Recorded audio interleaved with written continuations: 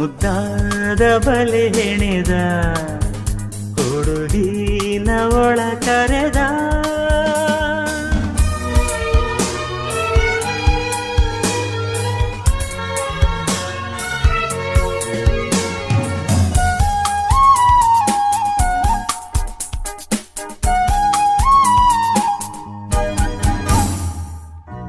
ಸವಿಯಾದ ಸಾವಿರ ಸುಳ್ಳು ಕವಿಯಾಗಿ ಹೇಳಿದ ಮೆಲ್ಲ, ಕಥೆ ಕೇಳಿ ನೈದಿಲೆ ನಯನಿ ಜೊತೆಯಾಗೋ ಹಾಗಿದೆ ಎಲ್ಲ.